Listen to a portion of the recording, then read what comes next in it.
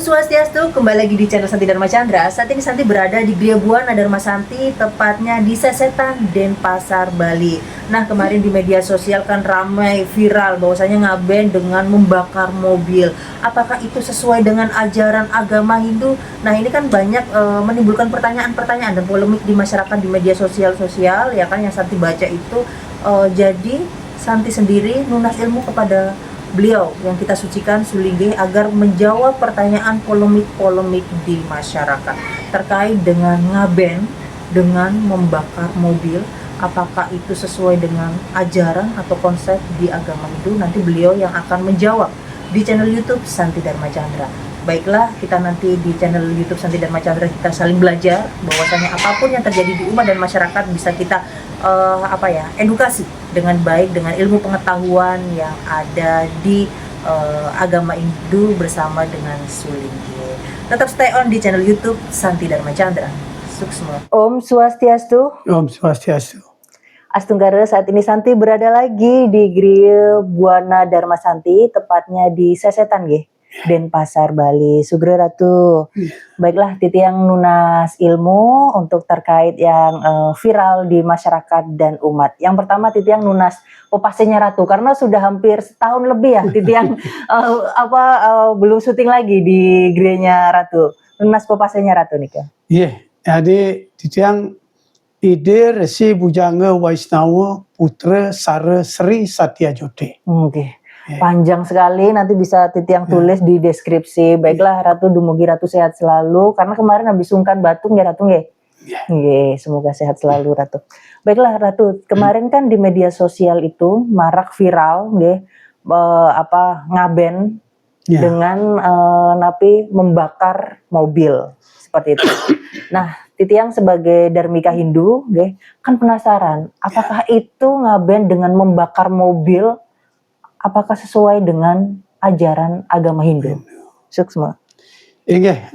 Kalau kita berbicara masalah ngaben, ngaben itu kan adalah menyucikan badan kasar dan kemudian badan halus, kan itu sebenarnya. Jadi ketika dia ngaben itu dengan konsep membakar, artinya yang dibakar itu kan badan kasarnya yang disebut dengan stula sarira. Stula sarira. Jadi sehingga mempercepat proses kembalinya Panca Mahabhuta kembali kepada asalnya. Kayak gitu. Sedangkan kalau proses untuk membakar atau menyucikan roh itu akan dipergunakan konsep yang disebut pengaskaran. Jadi kalau ngoben memang harus dengan ngaskara, karena yang disucikan antara roh dan badan kasar. Sehingga roh yang tadinya disebut petre akan berubah menjadi pitre. Kalau sudah di askare. Nah, sekarang pertanyaannya bagaimana dengan konsep membakar mobil. Nah, seperti itu kan kemarin jadi pro kontra katanya, kenapa harus dibakar kayak gitu kan? Kenapa nggak disumbangkan aja ke anak-anak yatim piatu atau memang yang membutuhkan atau seperti apa? Seperti itu kan terkesan kok Hindu seperti ini gitu. Bagaimana itu? Betul. Ya memang di dalam ajaran Hindu yang dibakar itu kan biasanya bade. Mungkin agak masyarakat agak bingung sedikit kenapa kok mobil yang dibakar gitu. Kemarin ada bade sama mobilnya, Rat? Ya, bade ada, mobil ada. Berarti kan ada yang dibakar dua, yang dibakar itu sebagai, dan itu bukan pembakaran stula sirira, itu kan pembakaran alat itu. Alat upacara yang dipergunakan untuk ngaben. Jadi bukan pembakaran yang disebut dengan inti upacara pembakaran mayatnya, tidak. Bukan. Itu bukan. Sedangkan kalau mungkin keluarga kita di Cina, di Tionghoa itu kan ada juga yang membakar, tetapi bentuk rumah-rumahan, bukan rumah asli kan. Sebagai simbolis. Ya, simbolis. Nah, sekarang saya pernah membaca sedikit dari ulasan kemarin, karena ramai juga saya baca masalah itu, ulasannya kenapa kok dibakar itu. Nah, ternyata dikatakan bahwa di sana itu adalah karena ada wasiat kan gitu. Ya, wasiat katanya gitu. Nah, ketika kita berbicara masalah wasiat dan ini, maka ada istilah rasa. Ya, rasa. Konsep rasa di sana. Nah, maka ada konsep bisa dibuat setengah-setengah kan gitu. Seperti tadi saya katakan, kita harus melihat situasi kondisi, bagaimana kondisi masyarakat, kondisi sekitar dan sebagainya. Nah, sehingga akan terjadi polemik nanti. Nah, memang kalau kita berbicara masalah masalah pengabaian itu kan sebenarnya konsep menghilangkan material masalah konsepnya itu. Tapi kalau kita membawa ke konsep rasa juga akan menuju ke material lagi gitu. Kan itu. Jadi kan agak kelihatan bertentangan. Nah, tapi gimana penyelesaiannya sebenarnya adalah kalau menurut saya itu mungkin supaya berjalan keduanya, konsep rasa dan konsep agama. Karena agama itu adalah kasih sayang, kan itu kasih sayang, jadinya kan harus ada konsep kasih sayang di sana. Tapi ada konsep rasa. Nah, ketika buat saya adalah konsep rasanya itu adalah bagaimana? Ya bolehlah membakar itu di atas mobil, tapi kasih Allah sedikit lah, supaya jangan mobilnya terbakar kan gitu. Karena apa? Karena setelah pembakaran itu berarti kan sudah ada konsep rasa untuk menghormati yang meninggal karena ada pesan, ada sesuai permintaan wasiat itu. Tetapi ada juga nanti mobil itu bisa dijual, bisa digunakan atau disumbangkan dan dipergunakan bukan karena mereka itu bukan untuk dirinya yang punya, tapi bisa dipergunakan untuk sosial, kegiatan sosial. Ya, apakah perbaikan jalan, perbaikan pura, perbaikan terutama bagi mereka yang tidak punya, diduniakan ya, memberikan ya pendidikan atau untuk apa, untuk makan dan sebagainya kepada masyarakat yang tidak punya. Jadi kan kalau kita lihat artinya keduanya bisa jalan, konsep rasa akan jalan, konsep agama pun akan bisa berjalan gitu. Kalau menurut saya, ya, sehingga ini perlu ada penjelasan nanti, karena kita kan tidak tahu juga apakah nanti mobil yang tadinya itu yang kita lihat itu apakah akan dibagaimana, karena apakah betul-betul akan dibakar ke, sudah dibakar sih ya, ini yang dibakar yang kebetulan saya tidak melihat itu. Jadi itu yang kalau menurut saya pribadi, jadi kalau dari konsep agamanya bahwa mobil itu nanti kan dijual, kemudian uangnya itu karena yang punya sudah mengikhlaskan untuk dilepaskan itu diberikan kepada kaum yang memerlukan. Nah, itu yang menurut saya itu berarti rasa agama jalan, kemudian rasa melepaskan. Nah, ini melepaskan dunia material itu sudah jalan juga. Ya, tetapi ketika kita nanti mobilnya kita bakar, mungkin konsep material itu akan kelihatan di sana. Pesannya karena kayak gitu ya. Oh, ini untuk orang yang meninggal gitu. Nah, kan itu. Kadang-kadang kan itu. Karena agama kita itu kan bukan agama yang mempercayai bahwa sesuatu itu dibawa itu. Karena yang dibawa oleh agama dalam ajaran agama Hindu itu adalah karma. Berarti ketika meninggal nih, umat Hindu meninggal, yang dibawa itu menurut Ratu materi kah atau karma perbuatan atau bagaimana pandangannya? Nah, jadi dalam ajaran Hindu yang dibawa untuk ketika kita meninggal, ya. Jadi ketika manusia itu lepas dari melepaskan penapasnya yang disebut meninggal, maka roh akan lepas dari badan kasar. Dan itu pun juga nanti badan kasar itu sudah lepas, kemudian badan halus atau yang disebut dengan roh itu kan keluar, dan badan roh itu yang disebut dengan stula sarira, yang disebut dengan antahkarana sarira, masih dibalut oleh suksma sarira. Oleh sebab itu roh itu akan muncul masih dalam liputan suksma sarira, yang artinya juga adalah liputan atau kungkungan daripada konsep material. Karena ada keinginan itu. Berarti kalau untuk masih ada keinginan itu berarti material. Nah, oleh sebab itu ada pengaskaran.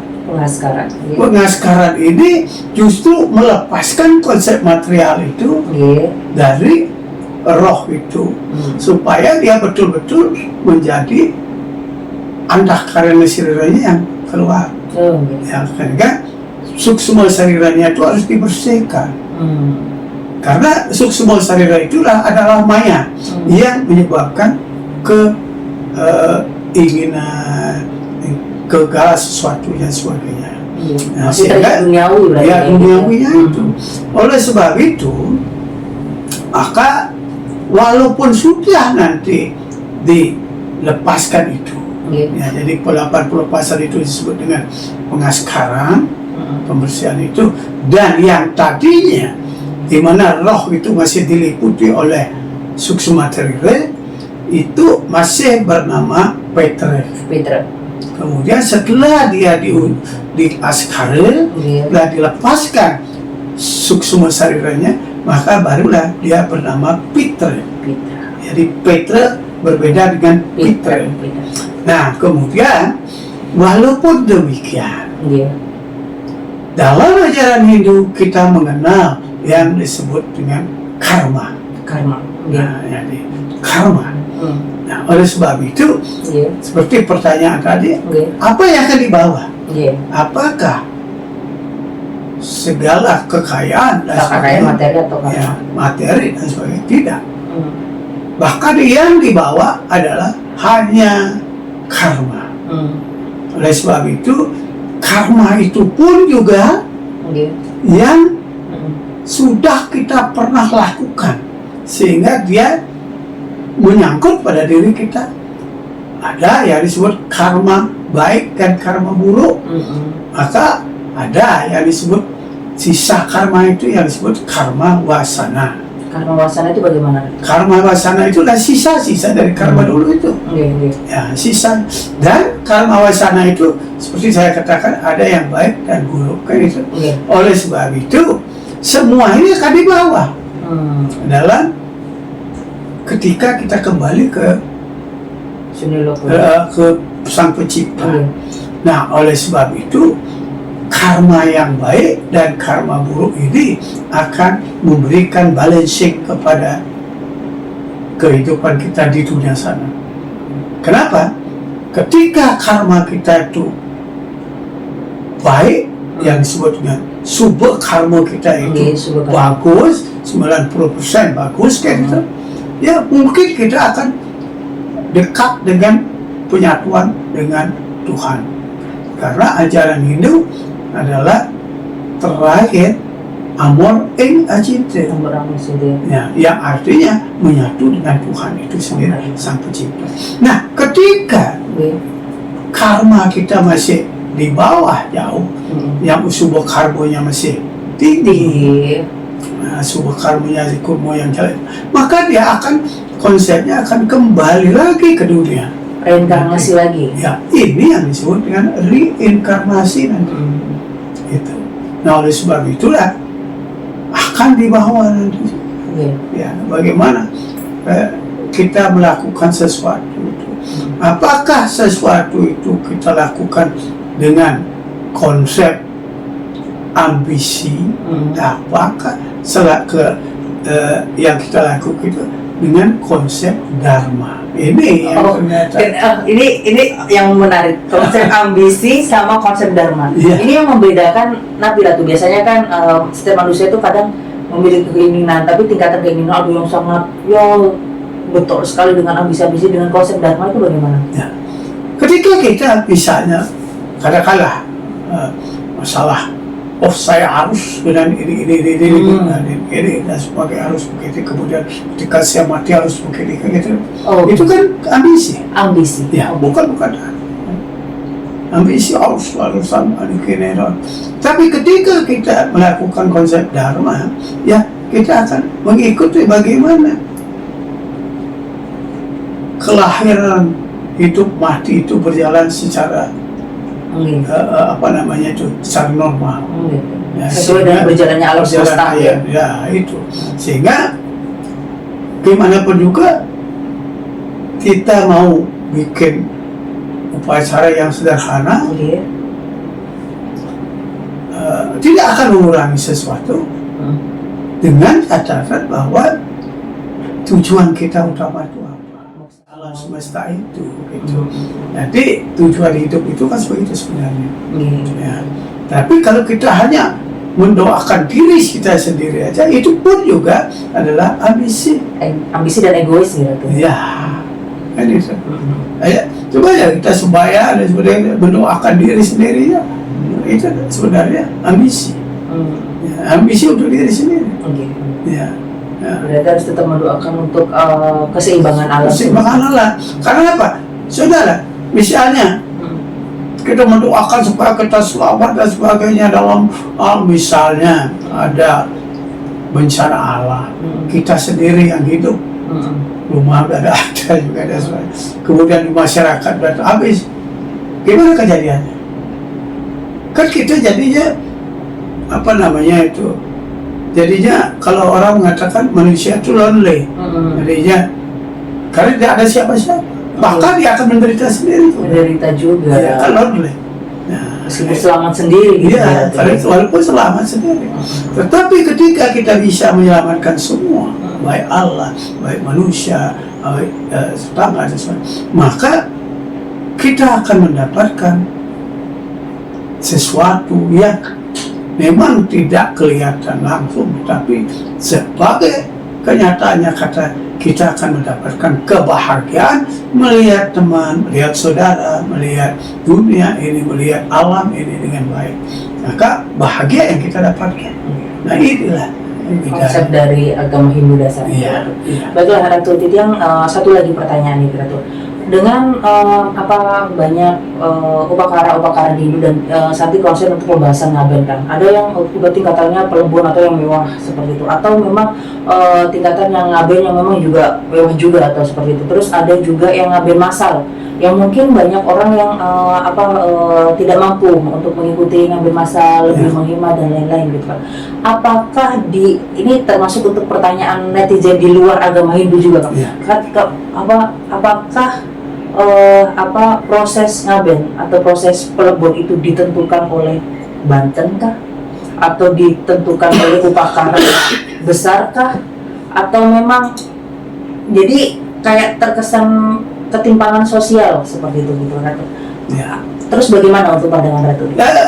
Begini, agama Hindu adalah agama yang fleksibel.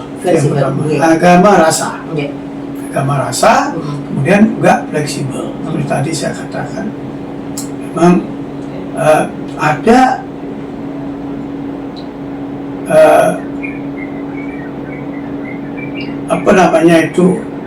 keinginan kita membuat suatu upacara yang besar. Boleh-boleh saja.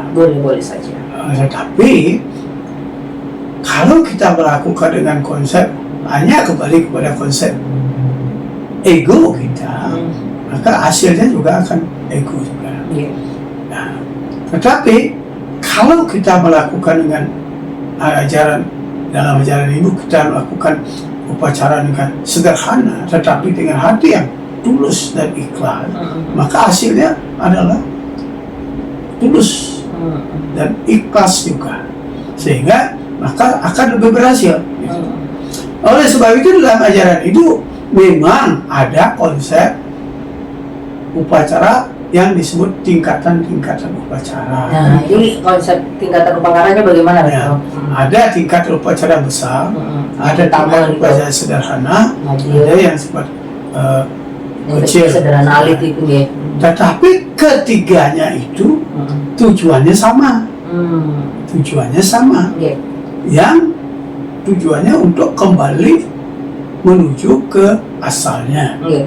Dan yang jelas kemudian saya katakan ketiganya itu akan diikuti oleh karma. Oh, balik lagi ke karma gitu. Ya, karma ya akan melakukan. Walaupun Anda membuat upacara besar sekali tetapi karma Anda tidak baik, ya tetap aja tidak baik. Maka dalam Benama Dharma Sastra itu disebutkan di sana akan ada tingkatan-tingkat itu yang disebut nanti maka dia berada pada konsep mana dia. Berarti untuk ketika ada umat Hindu meninggal, itu berarti nggak ditentukan, oh ini dosanya melakukan ini bisa ditebus dengan banten ini ketika meninggal atau seperti apa? Oh, itu bagaimana? Apa ditentukan dengan banten seberapa besarnya nanti langsung? Tidak. Nah, oleh sebab itu kenapa ada yang begitu dulu? Kayak gitu. Nah, karena begini. Di zaman dulu itu ada konsep kerajaan. Raja adalah berkuasa, punya duit banyak dan punya dosa banyak. Itu bagaimanapun juga seorang raja, bagaimana pasti punya dosa banyak. Dosanya apa? Kadang-kadang dari segi politik ya kan menipu dalam untuk walaupun penipu untuk kebaikan, tetapi kan menipu juga. Atau peperangan gitu. Ya, dan kemudian dalam zaman dulu mau mencari kerajaan lain dengan memperkosa, kemudian membunuh, kan gitu terjadi. Nah, ini kan sudah terjadi itu ke hal-hal yang tidak baik, yaitu membuat dosa sendiri pada sebenarnya itu. Nah, oleh sebab itu maka di dalam konsep kerajaan biasanya orang akan melakukan upacara yang lebih besar. Oh. Ya, karena ada penebusan di sana. Dalam konsep itu. Tetapi kalau orang yang biasa yang tidak pernah itu kan tidak usah yang pakai yang besar-besar itu, yang sederhana aja cukup. Masal pun cukup. Yang penting adalah tidak mengurangi esensi. Ya, sesuai dengan tatanan dalam ajaran Hindu. Karena tatanan upacara itu perlu diketahui juga tidak sama antara Hindu Jawa dengan Hindu Bali. Oh, semuanya beda juga. Iya, tidak. Oleh sebab itu, apakah orang Jawa tidak akan masuk surga? Kan tidak bisa. Sesuai dengan dengan karma nanti. Ya, walaupun konsep upacaranya berbeda. Jangankan di Jawa, di Bali pun antara satu kabupaten, satu desa dan sebagainya itu beda, akan berbeda. Nah, oleh sebab itu apa yang saya dan kemudian kalau menurut saya pribadi, seorang Sulinge justru harus upacaranya tidak besar-besar. Kalau Sulinge lebar gitu berarti pandangan Ratu itu bagaimana untuk kalau pandangan saya pribadi dan saya sudah sampaikan kepada keluarga saya bahwa upacara untuk Sulinge sepatutnya adalah sederhana. Sulinge loh. Iya, karena apa? Karena seorang Sulinge itu kan konsepnya menuju ke Sunil. Jadi pemikirannya tidak menuju ke material. Ya, seperti Sati tahu, saya sudah dari sekian tahun Sati sudah kenal saya, hampir 10 tahun lebih. Saya rumah atau gereja itu kan cuma begini-gini aja, karena saya tidak mau jualan ini jualan itu dan sebagainya. Yang berapa orang melakukan punya silahkan, dan kemudian saya lihat bagaimana orang di sini tuh. Tadi dia Ratu merayunannya pakai nasi bungkus tuh. Apa Iya. nasi bungkus apa ada tipat apa napia tuh? Nah itu udah saya Merayunannya Ratu. karena konsep saya bukan, memang kalau kadang-kadang emosi dalam diri itu kan banyak sekali. Oleh sebab itu bagaimana kita mencoba meredam. Ya, jadi makan pun walaupun saya pakai apa namanya itu nasi bungkus biasa saja gitu. Karena bukan merendahkan, itu tidak. Nah, jadi itu tidak merendahkan. Apa nanti kalau orang melihat sebenarnya tidak akan merendahkan saya, tidak. Tapi saya juga tidak merasa direndahkan gitu. Saya merasa happy saja karena itu adalah kehidupan. Dan kemudian seperti apa yang saya katakan, Kasulinge itu menuju ke Sudia. Ya, oleh sebab itu Selat Sulinge itu konsepnya adalah bagaimana konsep tidak mengejar materi. Kalau materi dikejar terus. Nah, oleh sebab itu begitu pun juga dalam pengabainan. Maka dalam pengabainan pun juga ada sederhana. Karena menujunya ke sederhana. Karena konsep Selat Sulinge itu adalah menuju kepada konsep sederhana, menuju kepada konsep pelekatan kepada pencipta. Jadi konsep pelebon sama ngaben itu sama ya, cuma beda untuk istilahnya saja. Pelebon sama ngaben gitu. Ya, artinya pelebon kan bahasa, ngaben itu bahasa, jadi bahasa halusnya pelebon. Orang ngaben itu bisa disebut melebu. Nah itu sehingga semua pelaksanaannya kalau bagi saya tidak harus besar. Sulinge tidak, Sulinge cukup yang terada aja. Ya. Cuman kadang-kadang masyarakat punya nanti Sulingenya punya sisya dan sebagainya. Itu yang kadang-kadang harus gitu, harus gitu. Misal, padahal kalau Sulingenya punya sudah masalah lah. Tapi kalau punya tidak punya, bagaimana? Tidak perlu memaksakan. Ya, tidak perlu memaksakan, sehingga kan lebih baik dipergunakan untuk konsep-konsep sosial, dharma. Itu yang jadi kan tahu kita punya pasraman, misalnya kita adakan pelatihan pemangku, serat di Banten, kemudian bahkan tiap-tiap 2 minggu sekali, kalau dulu seminggu sekali kita mengadakan Zoom untuk seluruh Indonesia. Kita kan tidak mau, Zoom itu kan tidak pernah meminta bayaran. Free, semuanya bisa diakses. Bisa diakses.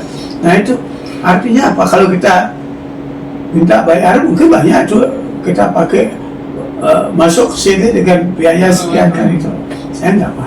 Karena konsep saya itu kembali kepada konsep bagaimana kita melayani umat.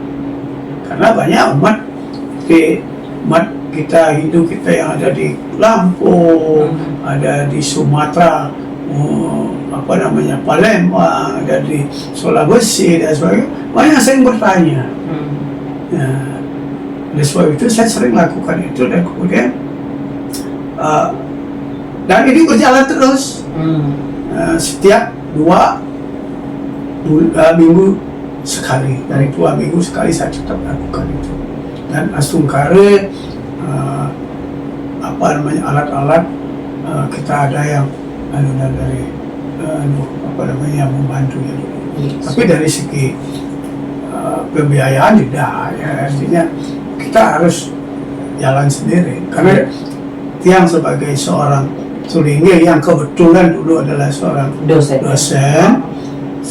senang untuk membagi pengetahuan itu.